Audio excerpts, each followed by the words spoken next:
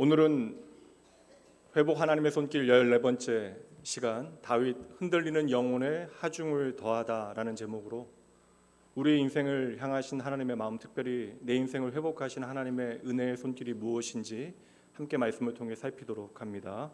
오늘 나눌 말씀 함께 보도록 하죠. 하나님이여 내게 은혜를 베푸소서. 사람이 나를 삼키려고 종일 치며 압제하나이다. 내 원수가 종일 나를 삼키려 하며 나를 교만하게 치는 자들이 만수하오니 내가 두려워하는 날에는 내가 주를 의지하리이다. 아멘. 다윗은 좀 그냥 넘어갈까 싶었는데 그냥 넘어가기가 쉽지 않았습니다. 여러분 괜히 정 가는 사람 있잖아요. 마음 더 가는 사람. 근데 성경 인물 중에도 조금 더 마음이 가는 사람들이 있고요. 특별히 저에게는 그중 하나가 다윗입니다. 사람마다 하나님의 회복의 이야기는 다 달라요. 하나님의 손길은 참으로 섬세하신데 물론 뿌리는 같죠. 이 모든 일은 하나님께서 하시는 일입니다. 그러나 각 사람을 향한 하나님의 일하심의 방법들은 조금씩 다를 수 있기 때문에 우리가 매 시간 하나하나 우리가 하나님께서 말씀을 통하여 우리의 삶을 어떻게 회복하시는가 잘 확인하게 되어지면 우리의 삶을 회복하시는 하나님의 손길을 우리는 경험하게 되어질 것입니다. 여러분 이미 잘 알고 계시죠? 설교 한 편이 우리의 삶 전체를 바꾸어 놓는 것은 아닙니다. 그리고 이 설교 한 편에 내가 은혜를 받는다라고 해서 나의 삶의 모든 문제가 다 해결되어지는 것도 아니에요. 그러나 하나님께서 반드시 말씀을 통하여 하나님의 길을 우리에게 보여주실 것이고 우리가 그 길을 잘 확인하고 그 길을 힘들지만 한 걸음 한 걸음 내딛기 시작하면 하나님께서는 우리의 인생에 믿는 사람들만이 만들 수 있는 터닝 포인트들 만들어 가실 것입니다. 여러분 정말 방향이 중요해요. 우리가 얼마나 열심히 사는 것보다 우리가 어떠한 방향으로 우리의 믿음의 걸음을 내딛고 있는가가 중요합니다. 제가 다윗 설교를 참 여러 번 했습니다. 아예 주제 자체가 다윗을 주제로 여러분과 말씀을 나눈 적도 있고요. 그래서 오늘은 좀 다윗의 낯선 모습들을 함께 좀 주목해 볼까 합니다.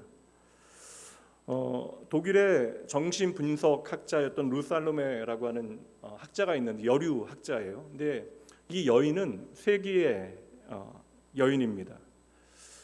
젊은 시절의 이 여인의 사진인데 이 여인의 연인 중에 우리가 알만한 사람들이 많이 있어요. 프로이드가 있고요. 그리고 니체가 있고 게다가 릴케가 있습니다. 릴케 같은 경우는 15살 연하인데 이제 루살로메를 너무나 흠모해서 계속해서 쫓아다녔던 사람입니다. 그러니까 우리가 알고 있는 릴케를 생각해 보면 사실 이 여인이 얼마나 대단했을까. 게다가 이 루살로메와 연인이었다가 헤어진 사람들이 다들 대단한 작품을 남겼고요. 니체 같은 사람이 그녀와의 그런 그 연인 관계에 있을 때 그 소회를 책에 밝혀놓은 내용들도 있어요. 그래서 이제 루살로메는 천재들의 뮤즈라고 불리어지기도 합니다.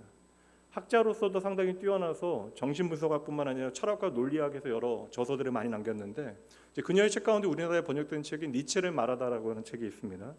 그러니까 최초의 정신분석학적인 입장에서 이제 니체의 실존 철학을 이야기하고 있는 책인데 제가 20대 중반에 그 실존주의 철학, 특별히 좀 니체에 많이 빠져 있었던 터라 그때 이제 이 책 니체를 말하다라고 하는 책을 읽게 되어지면서 이제 이 루살로메를 처음 알게 되어졌어요.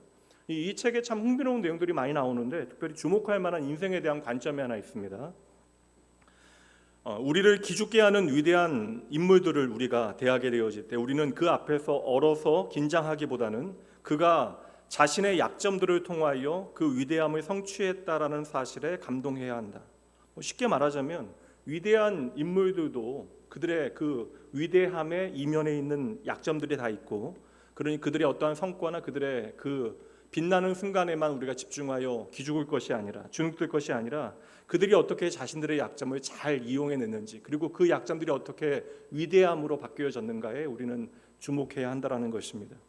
이러한 루의 관점이 성경 인물 가운데 우리가 비추어 볼 때 다윗이 딱이 아닐까라는 생각이 들어요. 이스라엘 역사 가운데 가장 위대한 한 사람을 뽑는다라고 이야기한 모든 사람들이 대부분 역사 가운데 다윗을 이야기할 것입니다. 성경에서도 다윗에 대한 중요한 평가가 나오죠. 무엇이죠? 하나님의 마음에 합한 사람.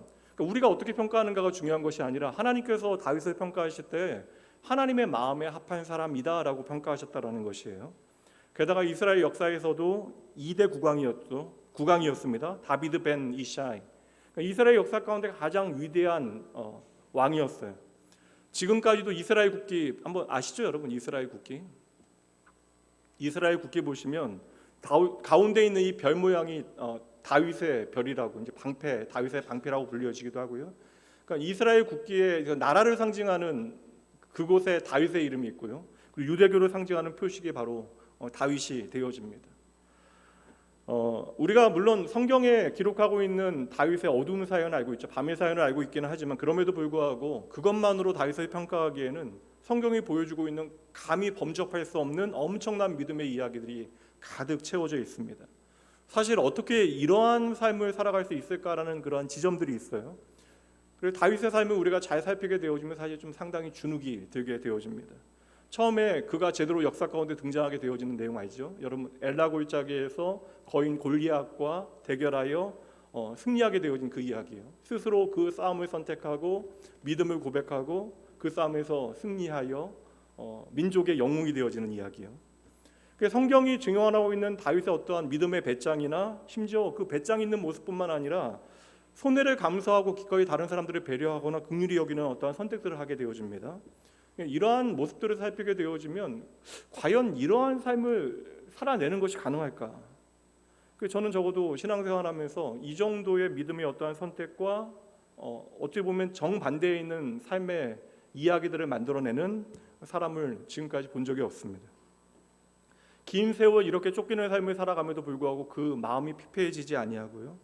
그래서 여러분 아시죠? 절대 권력자였던 사울의 쫓김을 받으면서도 사울을 죽일 수 있는 두 번의 기회를 사람들이 다 이 일이 옳다라고 이야기할 때도 아니다 이야기하며 그를 살려주는 선택을 하게 되어집니다. 이게 사실 실상 우리가 그 자리에 가게 되어지면 도무지 이해할 수 없는 선택이죠.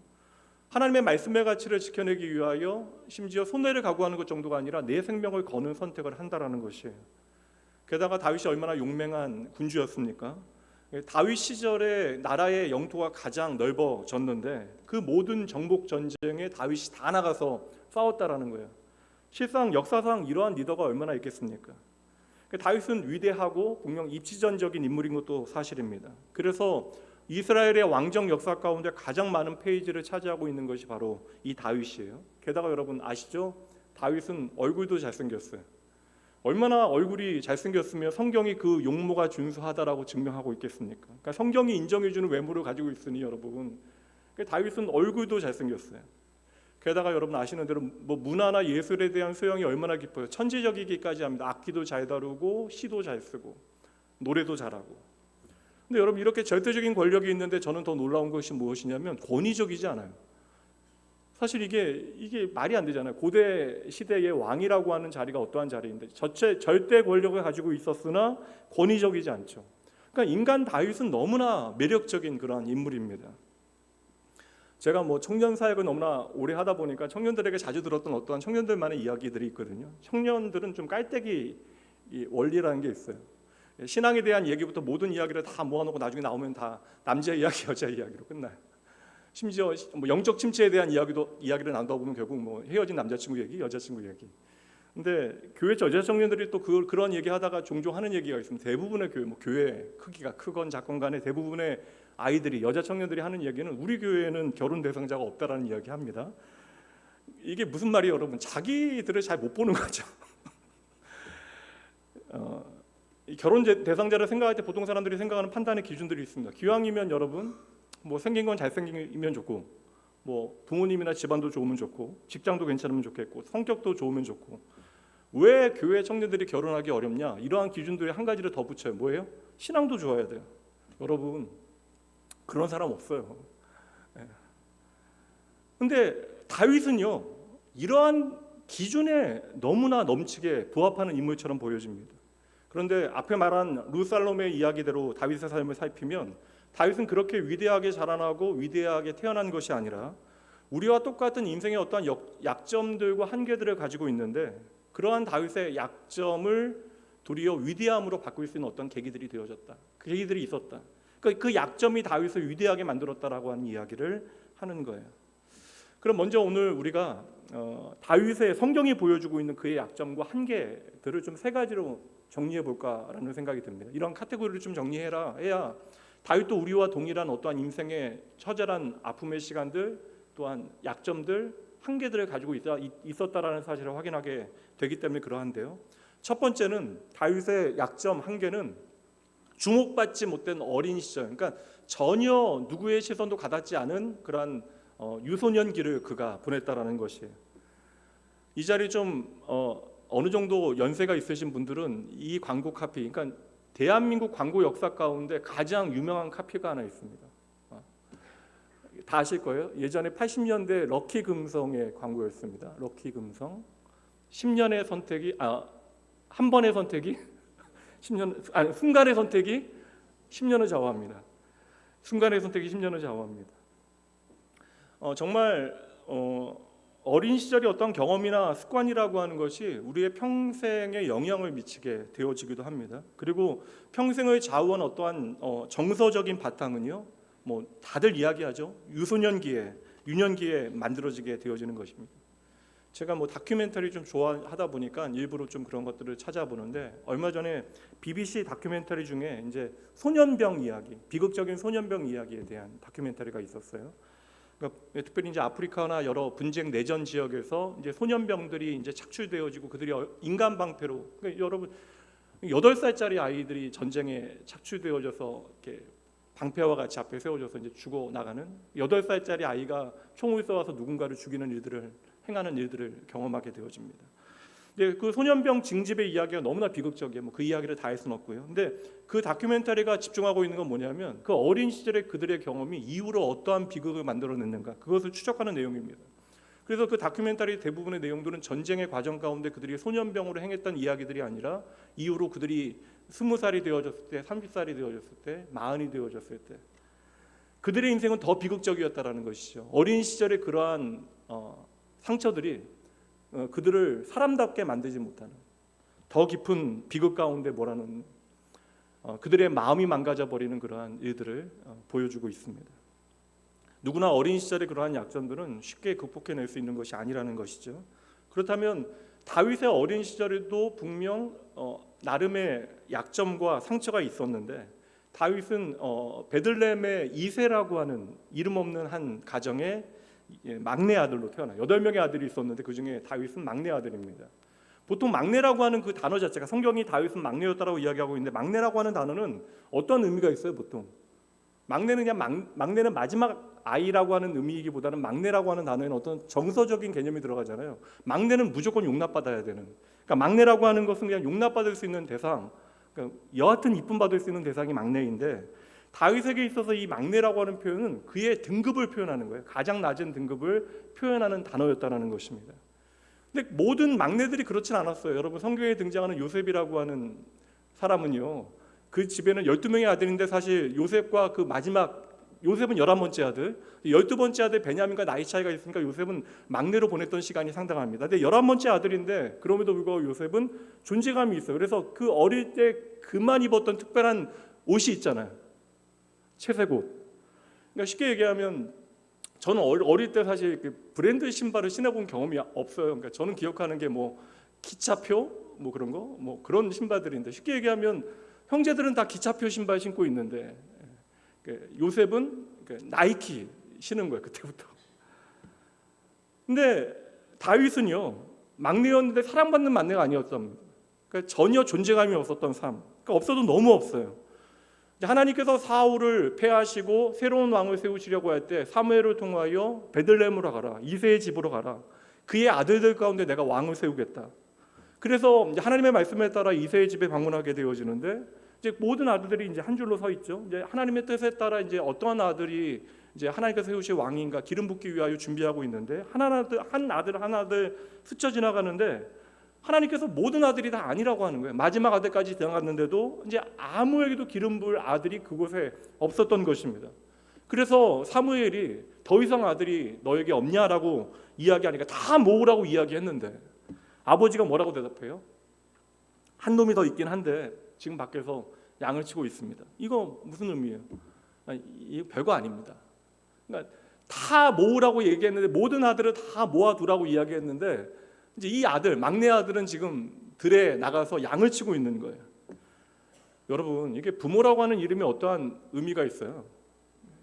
부모라고 하는 이름은 어떤 인과론과 상관없이 내게 사랑을 베푸는, 그래서 우리가 언제나 고향집을 그리워하는 이유는 그 집을 이야기하는 게 아니라 나의 어머니, 나의 아버지를 그리워하는 것이죠. 근데 여러분, 아버지도 별 볼 일 없다라고 생각했던 아들이 바로 다윗입니다. 뭐 쉽게 얘기하면 의도했건 의도하지 않았건 집안에서도 왕따를 당했던 불우한 아이가 바로 다윗.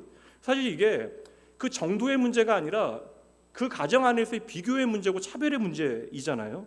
근데 사무엘은 이 아들이다 하고 기름을 붓게 되어지는 것이죠. 근데 보통 이렇게 사무엘이 기름 부으면 이후에 어떤 변화가 나타나야 되는데 다윗의 집에서는 여전히 변화가 없어요. 여전히 존재감이 없습니다. 그냥 잔심부름이나 하는 녀석이 바로 다윗. 어릴 때부터 다윗의 삶은 그렇게 언제도 그 중심에 서지 못하고 변두리에 머물게 되어지는 변두리 인생이었다라는 거예요. 이게 성경이 스쳐 지나가면서 우리에게 보여주고 있는 다윗에 대한 어린 시절의 이야기입니다.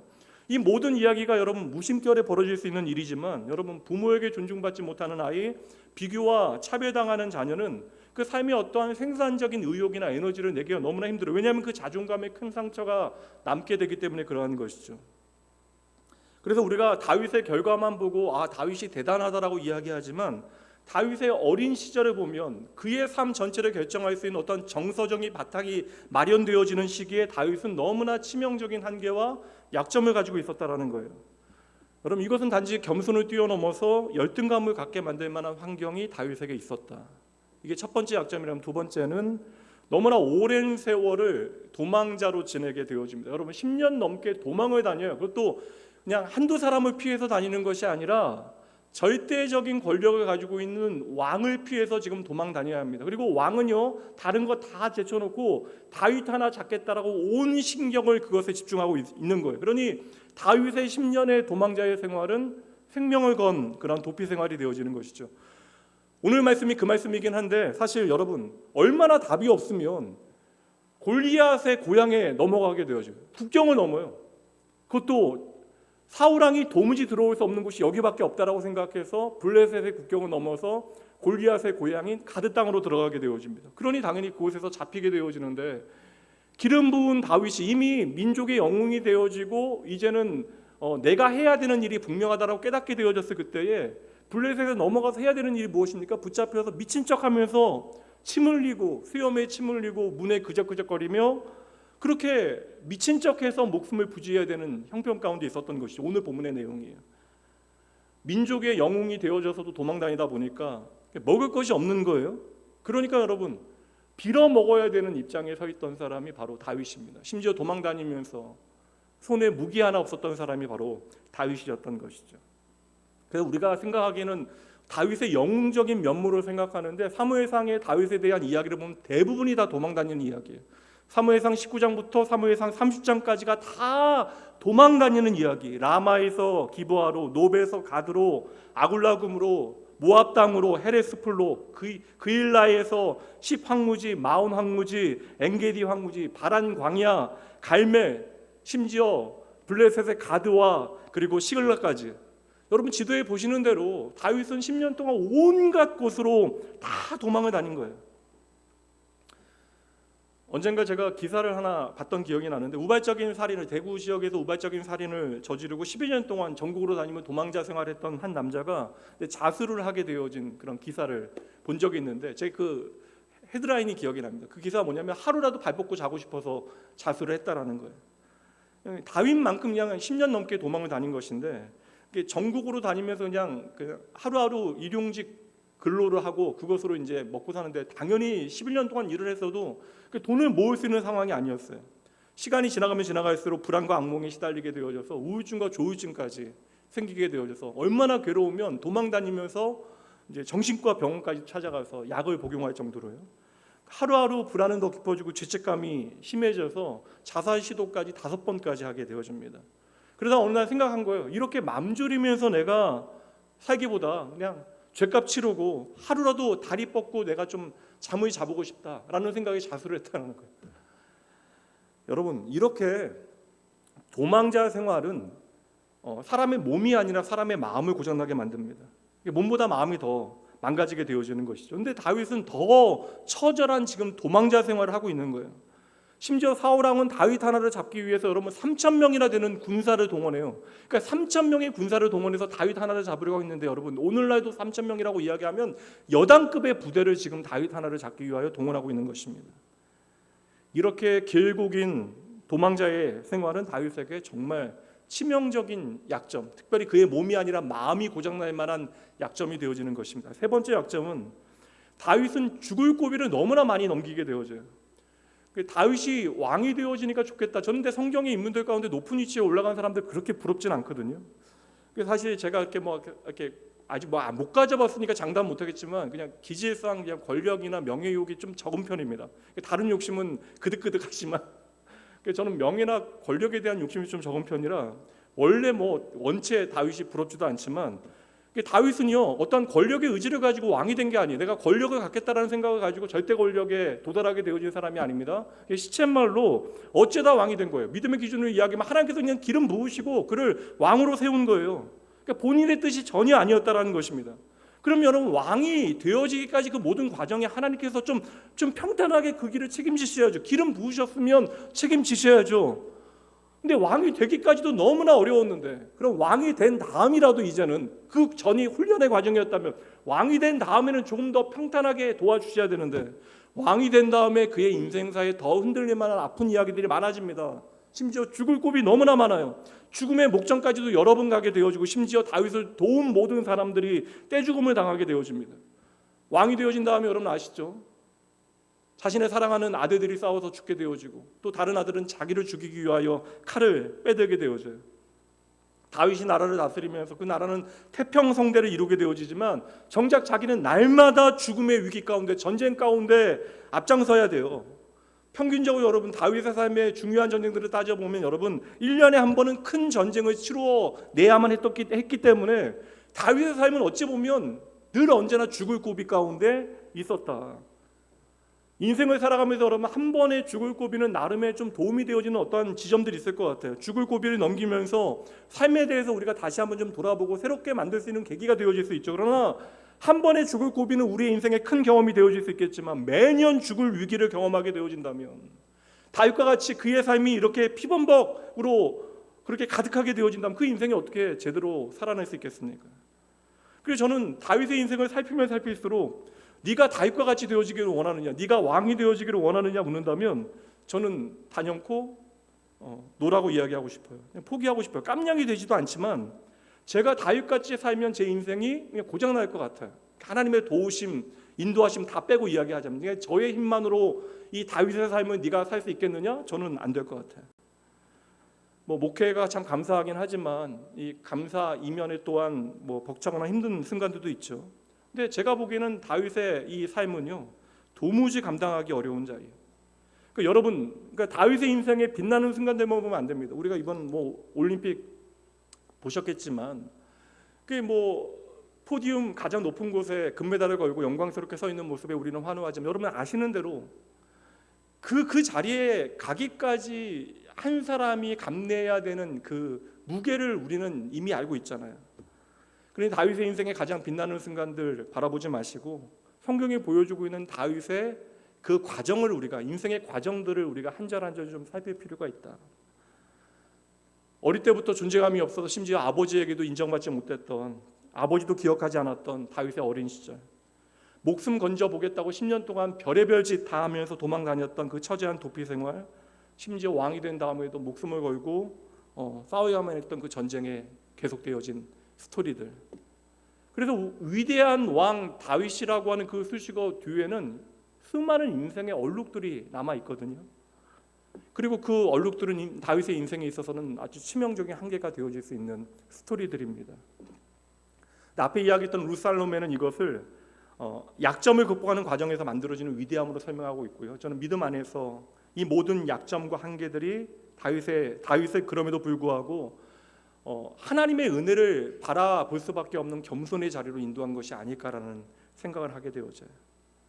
다윗의 인생의 그 모든 치명적인 약점들 때문에 다윗은요 하나님 말고는 내 인생에 답이 없다라는 사실을 정말 제대로 배우게 되어지는 것이죠. 그러니까 머리로 하는 것 말고 입으로 고백하는 것 말고 내 삶의 자리에서 실제 내가 살아가는 삶의 자리에서 하나님 말고는 그 어떤 답이 없다라는 사실을 배워가는 삶이 다윗의 삶이 아니었을까. 그렇다면 이제 우리가 이러한 기본적인 전제들을 가지고 중요한 이야기를 해보려고 합니다. 그렇다면 다윗의 인생에 어떻게 보면 그 처절하고 기구한 인생의 어떠한 약점들, 한계들을 어떻게 풀어나갔나. 오늘 본문 말씀 시편 56편이 다윗의 시예요. 그러니까 다윗의 스토리를 성경에 보여주고 있는 것은 어떤 객관적인 사실을 성경의 입장에서 비춰주는 것이라면 시편은 개인의 고백이니까 그 모든 사건들이 흘러가는 가운데 다윗이 어떠한 마음으로 이러한 일들을 이겨내고 있을 것인가. 우리가 생각하기에는 그냥 블레셋에 가서 잡혔을 때 어떻게 살아남게 되어지고 거기서도 하나님께서 일하셔서 하나님의 놀라운 일들을 경험했다라고 우리는 생각하지만 그 순간에 다윗은 어떠한 심정이었을까. 본문의 말씀은 그것을 우리에게 보여주고 있습니다. 특별히 오늘 본문의 말씀 아까 전에는 내가 하나님만을 바라보겠습니다라는 고백이 오늘 읽었던 말씀이라면 다윗의 절박함을 이해하고 이 말씀을 읽으면 조금 더 깊이 와닿지 않을까. 6절부터 말씀 보도록 할게요. 그들이 내 생명을 엿보았던 것과 같이 또 모여 숨어 내 발자취를 지켜보나이다. 하루도 편하게 지낼 날이 없었다는 것이죠. 7절 그들이 악을 행하고야 안전하오리까 하나님이여 분노하사 뭇 백성을 낮추소서. 8절이 가장 중요한 말씀인데 나의 유리함을 주께서 계수하셨사오니 나의 눈물을 주의 병에 담으소서. 이것이 주의 책에 기록되지 아니하였나이까 내가 아뢰는 날에 내 원수들이 물러가리니 이것으로 하나님이 내 편이심을 내가 아나이다. 우리가 오늘 아멘할 수 있는 이 고백이긴 한데 실상 우리가 잘 살피면 다윗의 상황을 생각하면서 이 말씀을 살피면 여러분 이게 내가 죽게 되어졌는데 하나님이 내 편이시다. 이게 무슨 소용이 있어요? 그렇게 생각해보면 8장의 다윗의 심정이 보이는 것 같아요. 하나님 내가 또다시 죽게 되어졌는데 하나님 이거 보고 계세요? 내가 오늘 너무나 힘들어서 하나님 눈물을 흘릴 수밖에 없는데 이 눈물 하나님의 병에 담아주세요. 하나님 내가 오늘 당하고 있는 이 고난 또다시 당하고 있는데 하나님의 책에 이 모든 내용도 다 기록해 주세요. 생각해보니까 너무나 고달퍼 보여요. 그러면 다윗도 아마 이 고백 드리면서 하나님 앞에 울면서 통곡하면서 하소연하고 있는 내용이 아닐까. 오늘 본문의 내용 그렇게 생각해보면 조금 이상한 구절들이 있습니다. 하나님만이 나의 도움 되십니다. 그리고 하나님만이 나의 편에 서 계십니다. 하나님이 내 편이십니다. 이게 어떤 의미일까? 어떻게 다윗은 하나님이 내 편이시다라는 고백을 이 상황 가운데서도 드릴 수 있을까? 빅터 프랭클이라고 하는 오스트리아의 신경학자가 있는데 오스트리아 국적이긴 하지만 그 사람은 유대인입니다. 1905년에 태어났어요. 어떤 의미인지 아시겠어요? 유럽인인데 오스트리아인인데 유대인이에요. 근데 그 사람이 1905년에 태어났습니다. 홀로코스트 피해자죠. 2차 세계대전 때 아우슈비츠 수용소에 이제 이 빅터 프랭클이 갇히게 되어지는데 이거 여러분 아우슈비츠는 많은 분들이 기억하실 거예요. 그냥 죽음의 수용소입니다. 갇히면 대부분의 사람들이 죽었어요. 12년 동안 여러분 12년 동안 110만 명이 그 수용소 안에서 죽었습니다. 그 중에 95만 명이 유대인이었어요. 그러니까 모든 유대인들이 거의 죽음을 당했다. 빅터 프랭클이 거기서 결국에는 살아남아서 자유의 몸이 되어진 후에 유명한 책 한 권을 쓰게 되어죠. 우리나라에 번역된 제목은 죽음의 수용소에서라고 하는 책입니다. 한 인간이 죽음이라고 하는 절대적인 고통과 공포 가운데 그 인간의 모습과 그 마음이 어떻게 변화되어져 가는가를 자기도 그 죽음의 현장에서 함께 공유하면서 꼼꼼하게 관찰하여 해석하여 기록한 책이에요. 제가 20대에 이 책이 있고요. 사실 그 당시에 한 구절에 마음이 빼앗겨서 이분의 책을 한 10권 정도 읽었던 기억이 있어요. 이 구절이 있습니다. 이 구절 소개해 드릴게요. 도무지 바꿀 수 없는 환경 가운데 오직 인간은 그에 대한 태도를 선택할 수 있다. 여러분 모든 생명체라고 하는 것은 그냥 환경이 주어지는 대로 반응을 해야 되는데 인간만큼은 그 환경이 주어지는 그대로 반응하는 것이 아니라 심지어 고통이라고 하는 그 환경 가운데 대해 의미를 만들어낼 수 있는 존재가 바로 인간이다. 이것을 해석이라고 이야기하는데 그러니까 고통 안에서도 의미를 만들어낼 수 있는 창조적인 의미를 부여할 수 있는 것이 오직 인간이다라고 하는 설명이 그 당시에 저에게는 아주 충격적인 명제가 되어졌어요. 저는 이게 하나님의 창조의 원리라고 생각합니다. 하나님께서는 우리의 마음을 하나님의 형상대로 창조하시어 우리의 삶의 모든 환경을 해석하고 그것을 우리의 삶의 태도로 만들어낼 수 있는 어떤 창조적인 능력을 우리에게 주셨다라는 거예요. 그래서 제가 그 책을 읽으면서 빅터 프랭클이 그 처절한 죽음의 현장, 날마다 내 옆에 있는 사람이 죽어나가 비참하게 죽어나. 그 당시 여러분 그 잔인한 인간성이 얼마나 그렇게 잔인할 수 있는 건데 그 악을 행하는 사람이 다 평범한 사람들이었다는 것이죠. 근데 그 죽음의 현장에서 어떻게 인간성을 잃어버리지 아니하고 자신을 지키고 누군가에 대하여 배려할 수 있을까? 그 죽음의 현장에서 어떻게 유머라고 하는 것이 가능하게 되어질까? 어떻게 휴머니즘이 가능할까? 그것을 설명하는데요. 사진 하나 보여드리겠죠. 이게 프랑스의 가르교라고 하는 수로 교입니다. 아름답죠. 근데 이 가르교라고 하는 이 다리가 만들어진 연도가요. 기원전 19년입니다. 그러니까 올해로 이 다리가 만들어진 지 2043년이 된 거예요. 믿어지지 않죠. 이게 대표적인 아치 구조의 건축물인데 이제 빅터 프랭클이 이 아치 구조로 사람의 마음을 설명하는 거예요. 금방 무너질 것처럼 보이는 낡은 아치를 튼튼하게 할 때 건축자가 가장 먼저 하는 일은 그 아치에 하중을 더하는 거예요. 무거운 돌을 얹어서 하중을 늘린다라는 것입니다. 그러면 당장 넘어질 것 같은 낡은 아치면 무게를 더하면 안 될 것 같은데 도리어 무게를 더하여 그 아치의 무게에 하중을 더하게 되어지면 각 부분들이 밀착되어져서 더욱더 단단해진다라는 거예요. 마찬가지로 인간의 마음이라고 하는 것은 어떠한 한계 안에서는 하중을 경험함으로써 더욱더 단단해질 수 있다라고 하는 설명을 하는 것인데 이게 사실 그냥 보통 사람이 이야기한다면 그냥 학자들이 이야기하면 이거 뚱딴지 같은 이야기다라고 이야기하겠지만 죽음의 처절한 현장에서 사람이 무엇인가를 깊이 경험하게 되어진 이 빅터 프랭클이 하는 이야기니까 우리가 좀 주목할 필요는 있죠. 건축사에서 아치 공법이라고 하는 것은 아주 획기적인 발견이었는데 이게 사진 보시면 이게 아치 구조인데 이제 둘레를 쌓고 있는 그 마른 목골의 하나하나의 돌이 홍해석이라고 이야기합니다. 이 홍해석을 쌓아가는 것은 쉽지 않은 일이에요. 그리고 쌓아가는 과정도 흔들리게 되어지고 이게 무게 중심이 제대로 잡히지 아니합니다. 그렇게 홍해석을 잘 쌓게 되어지면 가장 마지막에 올리는 튀어나온 무거운 돌이 바로 여러분 영어로는 키스톤 이맛돌이라고 하는 돌인데요. 이 돌을 얹어 놓아야 비로소 무게 중심이 제대로 잡히게 되어지는 거예요. 그러니까 이 가장 무거운 이맛돌을 얹어놓게 되어지면 그때서야 하중이 밑으로 내려가서 더 이상 무너지지 않는 구조가 되어지는 것이죠. 그러니까 아무리 그 밑에 돌들을 잘 쌓는다 할지라도 이 무거운 이맛돌이 올라가지 않으면 그 구조는 계속해서 불안하고 흔들리게 되어지는 것입니다. 우리는 생각해요. 우리의 삶이 이러한 어려움이면 우리가 망하지 않을까? 이러한 아픔이나 상처가 우리의 삶에 계속 되어지면 내 인생이 무너지지 않을까? 근데 막상 우리가 살아오면서 경험하게 되어집니다. 그 아픔 때문에 우리의 인생이 망가지지 않았다라는 거예요. 도리어 우리의 인생의 아픔과 상처와 한계를 경험하게 되어지면서 그것이 내 인생에 쌓여지게 되어지면서 우리는 더욱더 단단해졌다라는 것이죠. 빅터 프랭클 박사가 바로 이것을 아우슈비츠 수용소에서 확인한 거예요. 고난 때문에 사람의 인생이 무너지는 것이 아니다. 환경 때문에 인간다움을 잃어버리게 되어지는 것이 아니다. 도리어 고난과 그 한계 때문에 도리어 가장 어두운 곳에서 인간다움은 더욱더 빛을 발하게 되어지는 것이다. 우리의 인생의 한계와 약점과 고난과 아픔이 하나씩 가중되어질 때 우리는 당장 오늘 내가 무너질 것처럼 여겨지지만 그럼에도 우리의 인생에 쌓여 올라간 그 고난의 이야기들이 그 이맛돌과 같이 아치의 키스톤과 같이 도리어 우리의 마음과 우리의 영혼의 하중을 더욱더 단단하게 튼튼하게 만든다. 이게 하나님의 창조의 원리예요. 우리의 삶을 지키시는 죄악된 세상을 살아가는 오늘도 도무지 하나님 없는 세상을 살아가는 우리의 마음을 지키시는 하나님의 창조의 원리. 다윗은 바로 그 모든 약점과 고난을 이 방법으로 이겨냈던 것입니다. 어릴 때부터 말도 안 되는 고난이 계속되어져요. 내가 원치 않는 그러니까 내가 생각하고 선택한 일이 아닌데 내 삶에 원치 않는 일들이 벌어집니다. 왜 다윗이라고 힘들지 않겠어요? 사무엘서 읽으면 다윗이 너무나 잘 이겨냈구나. 그러나 시편 말씀에 다윗의 고백을 들어보면 너무나 처절하고 힘들어해요.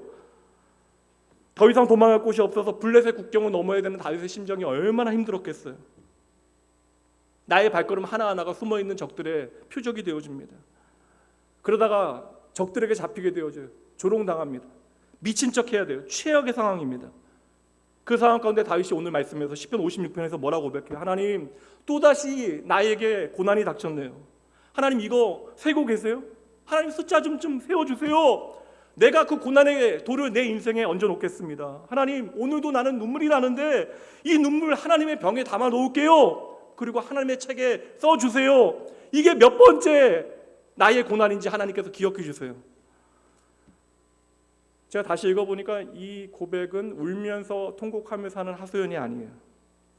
다윗에겐 여전히 오늘을 이길 배짱이 있었습니다. 이 배짱이 어떠한 배짱이에요? 다윗이 오늘 고백한 대로 하나님이 내 편이시다. 내 인생에 그 고난의 돌을 얹어 놓으시는 분이 하나님이시다.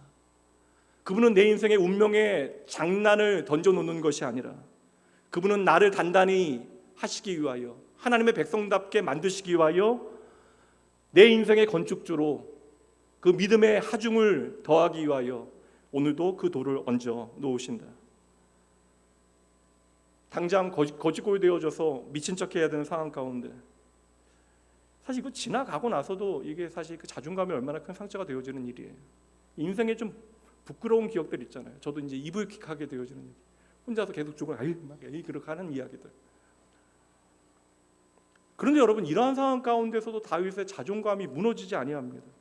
이 비참한 상황을 비참으로 해석하지 않아요. 내 인생의 그 고난의 돌, 약점의 돌들이 하나하나 얹어지면 얹어질수록 다윗의 믿음의 하중은 더욱더 단단해지는 것이죠. 더욱더 분명하게 여러분, 이 원리를 여러분들에게 설명드립니다. 내게 더해지던 하나님께서 놓으신 그 고난의 하중이 하나님께로 다 가버리게 되어지는 것, 이게 믿음입니다. 그래서 다윗의 믿음의 배짱이라고 하는 것은 자기에 대한 확신이 아니에요. 다윗의 믿음의 배짱은 그 근거는 하나님에 대한 믿음이죠. 고난에 대한 그 모든 버티는 힘과 견디는 근력이 바로 하나님에 대한 그의 마음이었던 것입니다. 이제 다시 8절 말씀 볼게요. 나의 유리함을 주께서 계수하셨사오니 나의 눈물을 주의 병에 담으소서. 이것이 주의 책에 기록되지 아니하였나이까. 아주 독특한 방법으로, 세상은 절대 모를 그 방법으로 약점과 한계를 극복하게 되어지는 거예요. 하나님, 내 삶에 눈물 흘릴 일이 너무나 많은데 이 눈물 주님의 병에 담아두겠습니다. 지금까지 당한 고통과 아픔 많은데 이것도 하나님의 책에 기록해 주세요. 나의 모든 아픔과 고난과 약점과 함께 주님께서 이것 기록하시어 내 삶을 책임져 주세요. 내 인생의 모든 무거운 하중을 내가 다 받고 있는 것이 아니라 그것을 어떻게 해요? 하나님께 다 맡기는 것이죠. 그것이 바로 성경에 말씀하고 있는 믿음입니다. 오늘 이 자리에 왜 힘든 분들 없으시겠어요? 설교하고 있는 이 시간, 이 설교를 하고 있는 저도 힘든데, 그리고 제가 여러분들의 사정을 알고 있는, 또한 오늘을 참 버겁게 이겨내고 있는 성도들의 이야기들을 알고 있는데 다윗이 왜 고장나지 않아요? 다윗이 이 모든 약점을 어떻게 풀어냅니까? 이 문제를 어떻게 풀어냅니까? 그 방법이 무엇이에요? 다윗이 여러분 잠깐의 어려움이 아니라 그 긴 세월, 어찌 보면 그의 인생 전체가 고난의 이야기인데 다윗의 인생이 어떠한 자리에 있건 간에 그가 고장나지 아니하고 그 긴 시간을 잘 버텨냈던 이유, 그의 인생이 나이가 들어가면서 빗바래지 아니하고 더 푸르러진 이유, 하나님께서는 그것을 우리에게 알려주시는 거예요. 다윗이 문제를 푸는 방법을 오늘 우리의 삶에 비추어내기를 하나님께서 원하시는 것입니다. 그래서 다윗의 이 길고 긴 고난의 이야기들이 성경에 기록되어져 있는 것이죠. 제가 제 삶을 비추어 봐야 되니까 그렇듯하게 이 자리에 서서 여러분들에게 말씀 전하고 있지만 이게 마음이 흔들리게 되어지는 순간들이 얼마나 많은지 몰라요. 제가 신경 쓰면서 책임져야 되는 일들 하나하나 다 이야기하면 저도 나름 그냥 벅찬 일들을 감당하고 있는 거예요. 그러니까 아내에게도 다 하지 못하는 이야기들이 있습니다. 그러니까 설명하면 아내도 걱정하게 되어지고 또한 문제도 해결되어지지 않는 이야기들. 당장 오늘의 현실에 대한, 그리고 그 다음 스텝에 대한 담임 목회자로서의 고민뿐만 아니라 또 목회자로 성도의 삶에 대한 그 많은 이야기들, 관계에 대한 그 모든 문제들. 저도 나름 예민하다면 예민한 성격인데 이 모든 것들 넉넉하게 흘려보낼 수 있는 이유, 그렇게 스트레스 받지 아니하고 오늘을 잘 버텨내고 흘러갈 수 있는 이유, 내 인생에 고난의 하중이 더해져도 저는 믿어요.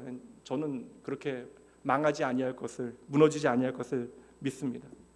심지어 저는 저의 어떠한 약점, 저의 한계 때문에 제가 망하지 아니할 것을 믿습니다.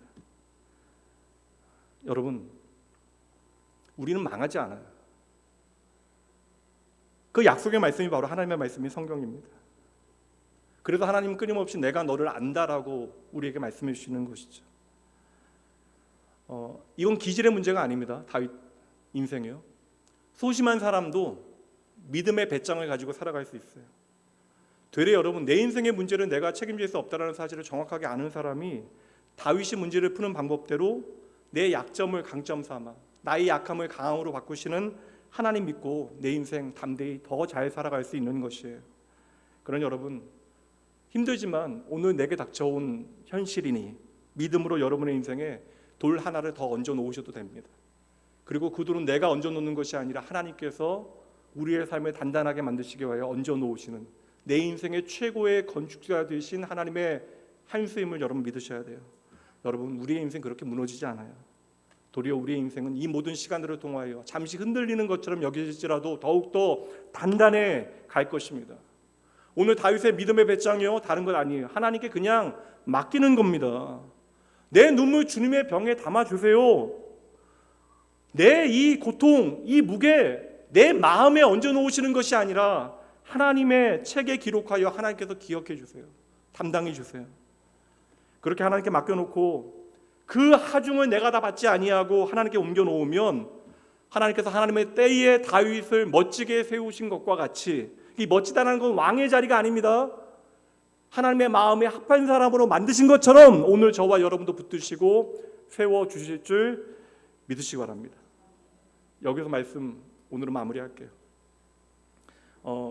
시편 말씀이 참 저는 은혜가 되는 게 이 대단한 사람들도 다 나하고 똑같은 사람들이구나, 이거 저는 깨닫거든요. 시편 59편의 다윗의 인생에 또 다른 고난의 돌이 올라올 때 다윗이 고백한 내용이 나와요. 시편 59편의 그 표제에 보면 사울이 사람을 보내어 다윗을 죽이려고 그 집을 지킨 때라고 그 상황을 설명하고 있습니다.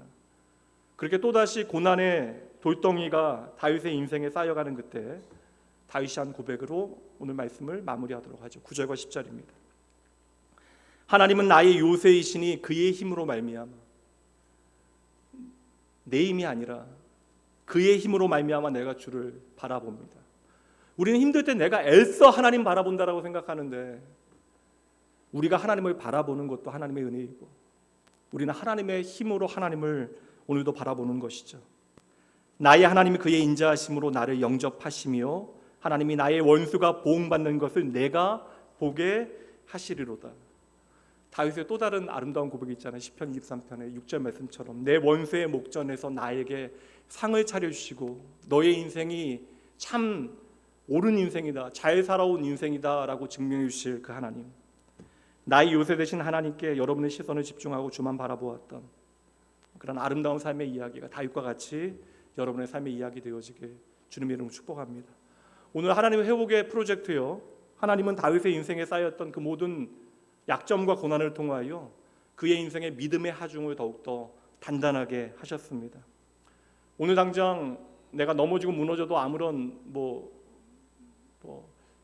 이상하지 않을 것 정도로 힘든 시간을 보내고 계신 성도님도 계실 터인데, 그러한 모든 상황 가운데 나의 피난처, 나의 요새, 나의 피할 바위, 여러분이 경험한 여러분의 인생에 하나님에 대한 믿음으로 하나님만을 바라보며 여러분의 인생의 모든 하중을 하나님께로 옮겨놓는 여러분 되어지길 주님의 이름으로 축복하고 응원합니다. 기도하시죠. 오늘도 살아계신 하나님 나의 아버지, 오늘도 우리를 불러 생명의 말씀 주시면 감사합니다. 주님의 말씀 잘 들을 수 있는 기로에 저희에게 허락하여 주시옵소서. 결국 믿음이라고 하는 것은 나의 어떠한 능력이 아니라 하나님을 제대로 신뢰하는 그것, 하나님께 내 삶을 맡겨드리는 그것임을 저희들 배웠습니다. 다윗의 하나님께서 오늘 나의 하나님으로 임하시어 내 삶에 일하시는 것을 저희들 경험하기 원하오니, 하나님, 내 인생의 모든 고난과 약점과 한계, 아버지, 그저 고통과 아픔으로만 지나가지 아니하도록 주여 그 고난이라고 하는 인생의 하중을 통하여 내 삶을 더욱더 단단하게 하시는 하나님 저희들 만나게 하여 주시옵소서. 하나님, 저희들 힘든 것 다 알고 계시는 줄 믿습니다. 당장 경제적으로 풀리지 않은 모든 문제들, 내 몸의 연약함, 오해받아 괴로운 것, 일이 풀리지 않아 답답한 것, 하나님께서 오늘도 우리의 모든 눈물을 당신의 병에 담으십니다. 주님의 책에 우리의 모든 아픔을 주님께서 적어 놓으십니다. 하나님께서 친히 우리의 모든 기쁨과 슬픔과 아픔과 한계와 그 모든 고통을 헤아려 주시고 다윗을 상하지 아니하고 결국에는 아름답게 하나님의 마음에 합한 사람으로 세워주신 것과 같이 하나님, 모자란 저희들 주님의 선한 길로 인도하시고 붙들어 주시옵소서. 저희들의 하루하루 매일의 삶의 모든 사건들을 통하여 믿음의 하중을 더욱더 단단하게 하시는 내 인생의 단단한 무게중심 되신 예수 그리스도 그 이름으로 축복하며 간절히 기도합니다. 아멘. 오늘은 이 예배 가운데 찬양으로 우리 섬겨 주시는데 우리 정태춘 우리 성도님이십니다. 우리 찬양을 통해서 은혜 나누시되 말씀 기억하시면서 우리에게 하나님께 주시는 은혜의 이야기가 무엇인지 깊이 묵상하시는 여러분 되시기 바랍니다.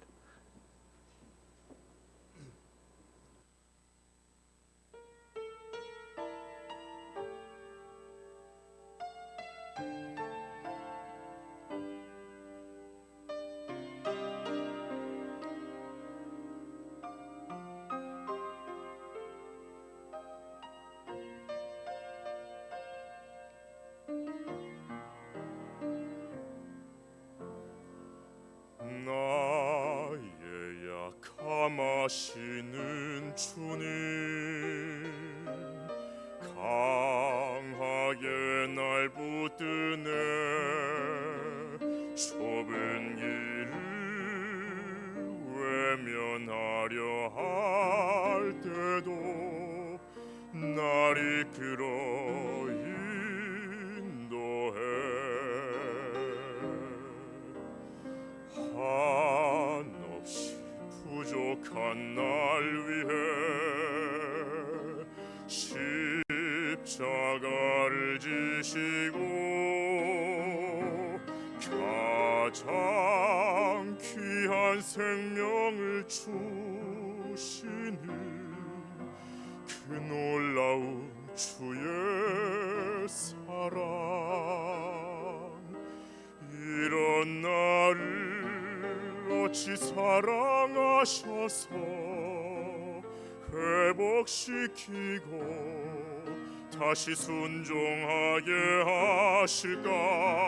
그 은혜로 새로운 삶을 살게 하니 그분께 다시 고백하겠네. 나의 하나님, 나의 하나님, 내게 주신 사랑 본받아 나로 인해 저 사망의 길 헤매는 사람들을 주께 돌아오게 하소서.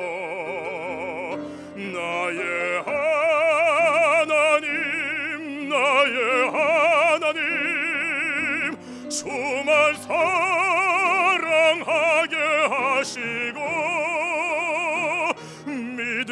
믿음으로 세상을 이기며 날마다 승리케 하여 주소서.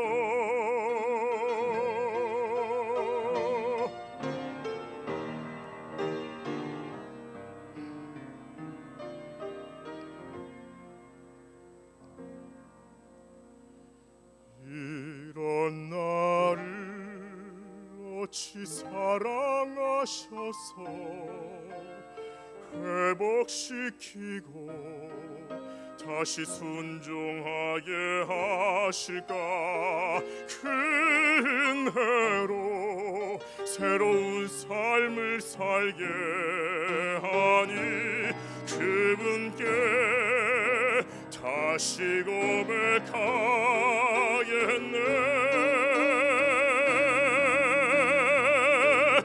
나의 하나님, 나의 하나님, 내게 주신 사랑 본받아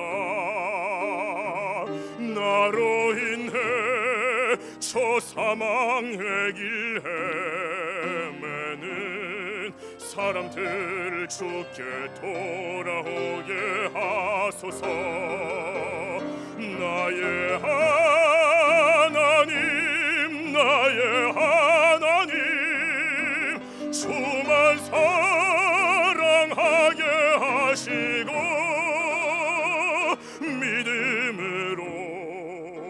세상을 이기며 날마다 승리케 하여 주소서.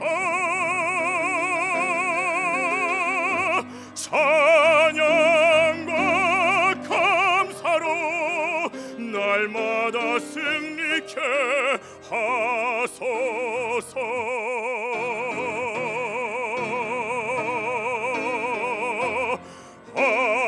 아멘.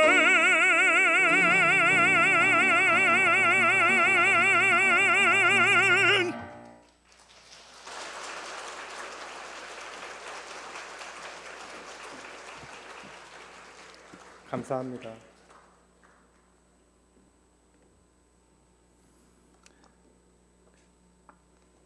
네, 지금부터 한 40년 연습해도 안 되겠죠? 예, 감사합니다. 아유, 예, 은혜 많이 받았어요. 감사합니다. 오늘 우리 가운데 허락하신 귀한 믿음의 가족 소개하도록 합니다. 우리 최형진님, 네, 자리에서 잠시 일어나시면 예, 환영합니다. 감사합니다. 예. 잠깐 기도할게요. 기도합니다. 오늘도 살아계신 하나님 나의 아버지, 이 시간 한 주간 동안 우리에게 허락하신 하나님의 은혜의 이야기들 저희들 가지고 주님께 드릴 수 있는 최선의 감사와 찬양을 주님께 돌려드립니다. 이 시간 드려지는 이 물질과 함께 저희의 몸과 마음도 함께 드리오니 하나님 각자의 형편과 처지에 따라 그럼에도 내 삶을 책임지신 하나님 믿고 기꺼이 감사함으로 드렸사오니 하나님 주의 자녀들의 삶에 하나님께서 친히 동행하여 주시되 주님께서 받으시고 이 물질이 쓰여지는 곳마다 하나님의 생명과 하나님의 영광만이 나타나게 하여 주시옵소서. 하나님 저희의 평생에 하나님의 마음 배워 하나님의 섬김과 아버지의 헌신을 통하여 아버지 주의 몸된 교회와 이 땅을 어찌 아버지여 섬겨야 할지 저희들 날마다 배워가게 하여 주시옵소서. 날마다 저희의 마음이 점점 더 하나님의 마음 닮아가게 하시고 저희의 삶이 주의 사랑 안에 성실과 정직으로 살아드리게 하시어 하나님 우리의 삶이 진정 하나님의 기쁨과 자랑되어질 수 있도록 하나님 저희를 붙잡아 주시옵소서. 이 시간 우리 가운데 허락하신 귀한 믿음의 가족 위하여 축복하며 기도합니다. 하나님 영원하신 계획 가운데 아버지의 믿음의 형제를 저희 가운데 보내주심을 믿고 감사드리며 기도하오니 하나님 우리가 함께하는 모든 시간을 통하여 그리스도의 사랑이 풍성히 나누어지게 하시고 하나님 저희들을 함께 섬기고 섬김받는 시간들을 통하여 하나님께서 아름답게 만드시는 하나님의 집으로 아버지 지어져 갈 수 있도록 주의 은혜를 더하여 주시옵소서. 귀한 형제 나온교회에서 신앙생활하며 하나님 무엇보다 우리의 삶을 향한 하나님의 선하신 뜻을 발견하게 하시고 행복하게 신앙생활할 수 있도록 귀한 형제의 삶을 책임져 주시옵소서. 진정 하나님만이 주시는 위로와 내면 깊은 곳에서 쏟아나오는 주님의 기쁨을 맛보게 하실 줄 믿고 감사드리며 오늘 우리의 생명 되신 예수님 이름으로 축복하며 간절히 기도합니다. 아멘. 다 같이 자리에서 일어나셔서 믿음의 가족들 축복하신 후에 축도하심으로 오늘 예배 마치도록 합니다.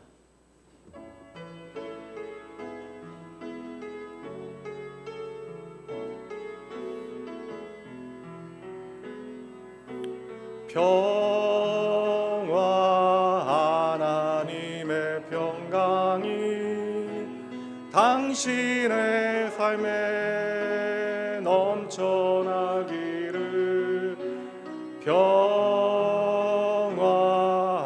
하나님의 평강이 당신의 삶에 가득하기를 축복합니다. 이번 한 주도 하나님의 은혜 가운데 잘 살아내시고 하나님의 샬롬의 이야기 가지고 다음 주 함께 예배하도록 하겠습니다. 이제는 우리 주 예수 그리스도의 은혜와 하나님의 사랑하심 성령 하나님의 함께하심이 오늘 내 삶이 흔들리고 위태할 그때 나의 약점과 한계와 실패와 아픔과 고난의 그 모든 시간들 심지어 부정적인 사건을 통해서도 우리를 더욱더 단단히 만들어 가시는 나의 주 나의 하나님께 내 인생 온전히 맡겨드리고 날마다 내 인생의 하중을 하나님께로 옮겨놓기로 이 한 시간 다짐하는 모든 하나님의 백성들 그들의 가정 자녀 일터 오늘 하나님의 회복이 절실한 주의 백성들 하루하루 그 인생의 믿음의 무게가 묵직해 가져갈 하나님의 말씀을 경외하는 모든 낙원의 성도들과 오늘 함께하게 되어진 믿음의 형제 위에 더불어 귀한 자녀로 함께 이 예배를 섬겨준 우리 귀한 형제 위에 지금으로부터 영원까지 함께 있을지어다. 아멘.